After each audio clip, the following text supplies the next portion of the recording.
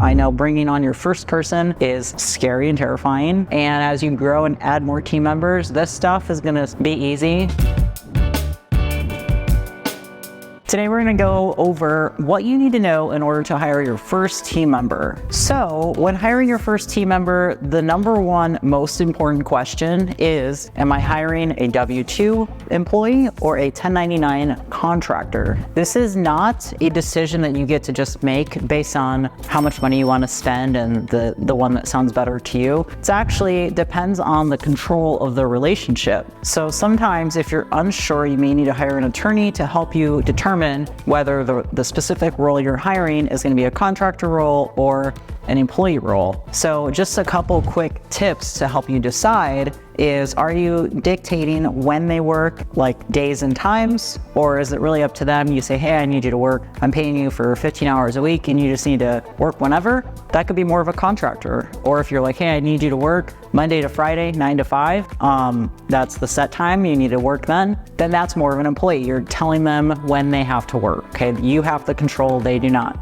If a contractor has the ability to dictate their hours when they work, they have the control. So it depends on the control of the relationship. Another example is if you are providing all the tools to do their job. Let's say you're an online fitness coach and you're hiring another coach and you give them a computer. You say, hey, this is your work computer and I'm giving you that as part of onboarding. That is more of an employee. You're giving them the equipment to do their job. Or if you hire a contractor and you say you have to use your own computer, they use their own computer. All right, you're not providing them the tools to do the job. They have to come to the job with the tools, right? They're using their own computer. That's more of a contractor. So there's a couple different things you can look to determine this, but never decide based on finances, okay? You have to decide on control. All right, so let's say you get to the decision and you say, hey, they have to be a W-2 employee. All right, really the first thing you need to do is you're hiring a W-2 employee, so you need to go get your state payroll account numbers. Now this may seem foreign to you, you've never hired someone before, but every state has different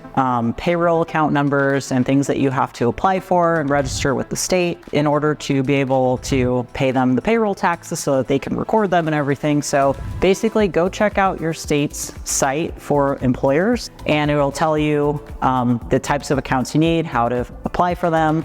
You always want to actually try to do this prior to the person starting because sometimes the states can take 2 weeks to get you the payroll account number. So get this as soon as you think you're hiring. I would start applying for that right away. You can also always get help from a tax professional or accounting professional to help you with that, payroll companies as well. Another thing that you need to do is then get a payroll software. So determine, how am I going to actually pay my employees? You do not want to pay them with a check or pay them with cash because you have to take payroll taxes out of their pay, all right? So you need to get at least a payroll software or payroll system. Now we like Gusto because it's something that you can easily set up and you can run payroll yourself. Another option is to actually hire a payroll processor, like a company that will do the payroll for you. You tell them, hey, pay so-and-so this much, this pay period, and they'll actually run the payroll and pay the taxes and do all the stuff. Whereas Gusto, it's a software, so you have to set it up. You have to determine the pay. You have to maybe run payroll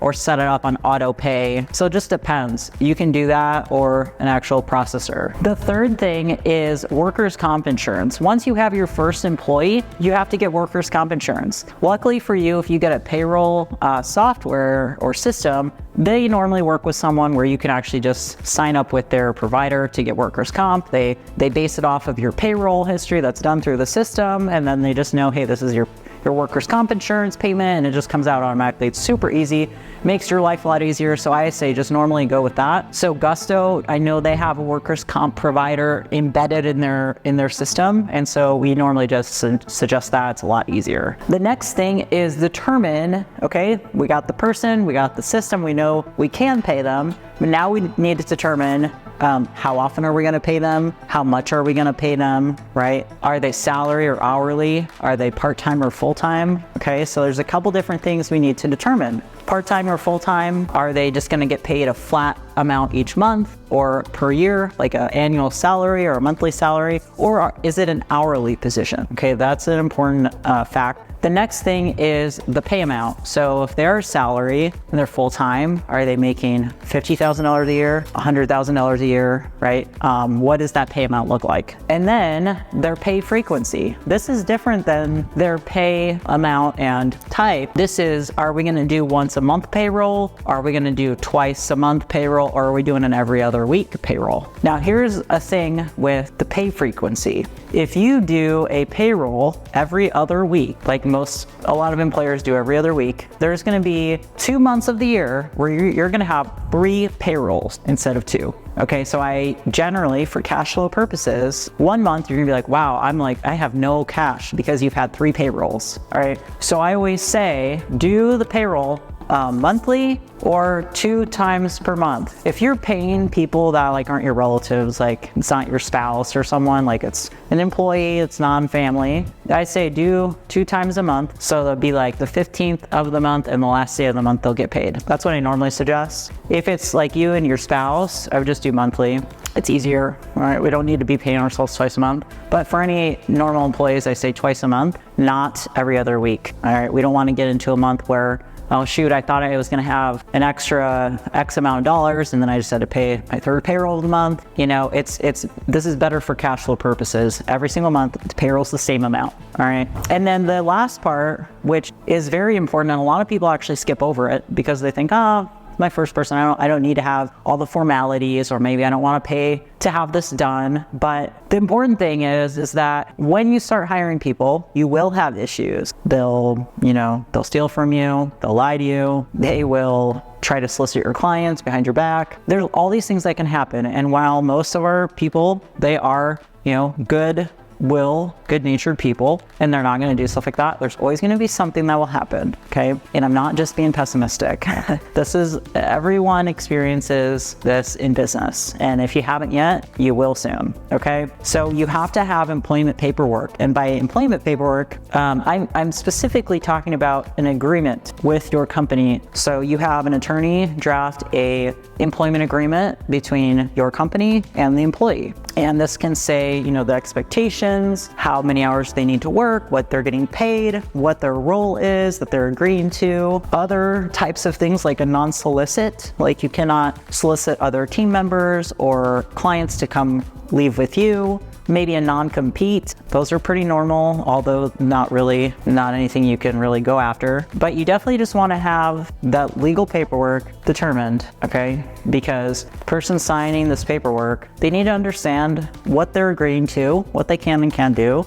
And that needs to be done. Once you do that, you set that up one time, you generally don't have to revise or change it for many years. So until you grow exponentially, maybe you have some employment issues that you experience, then you change your employment agreement to be more specific, more clear, to add in things that maybe the first one didn't include. And so you definitely want to have this done, all right?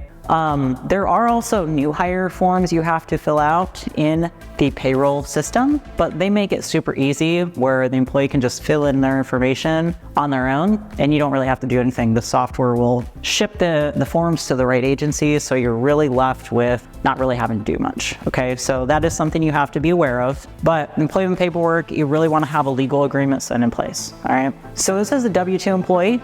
Now we're gonna move over to 1099. Let's say you decided that the contractor, that they're gonna be a contractor because they have the control, they're dictating when they work, they provide their own computer or whatever, right? And so the number one thing you need to do is get a W-9 from them. They need to fill out the W-9 as part of their onboarding process with you, and that's a simple form you can get. Just type in Google W-9 IRS and it'll be right there, PDF form. Have them fill it out completely. Mainly you need their name, their address, their social security number or EIN. If they're a business, if they're operating under an LLC, then you'll need their EIN. Otherwise, you need their social security number, because this is important, because this is how you're going to report the payments to the contractor on the 1099 at the end of the year. Okay, so you need to get that. The second thing is, again, a legal agreement, okay? We need to have an independent contractor agreement that, again, explains the expectations on the role that they're in. What are they expected to do as part of this position, okay? What things are they doing? What's their pay? How much are they getting paid for for this role. Again, also non-solicit types of verbiage in there. You generally don't have like a non-compete, but a non-solicit and other, you can't solicit our clients to come work with you privately, stuff like that. Very similar to the employment agreement. It's different because the relationship is different, okay? You can't stop them from, working with other people that are a contractor. They're gonna work with other people, but there may be some things that you need to just specify what you're okay with, what you're not okay with. All right, and again, you wanna work with an attorney to do this. Don't just create this on your own, because if you just you find a template online and you create it, it's like probably not even gonna be accurate. A lot of people like to just do the cheap thing and get a template online, but generally it's not even gonna matter because it's not specific to your business, your needs, your risk, right? So you really wanna have a legal agreement. And if you don't wanna do that right away, I get it. I would suggest you do. Try to protect yourself. You will need it at some point.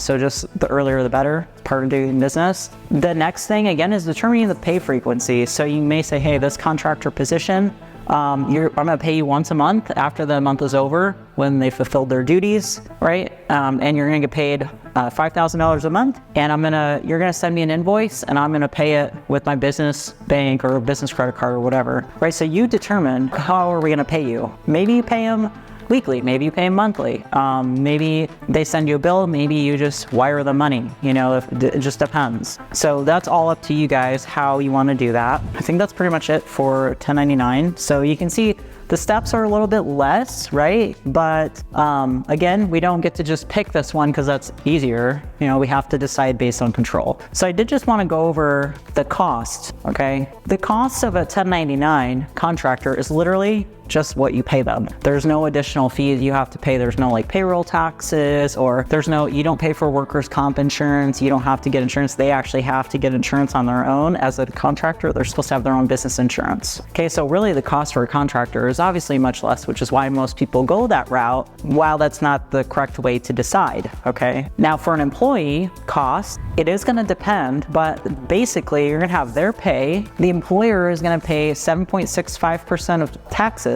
So if their pay is $100, let's just say, you're gonna pay $7.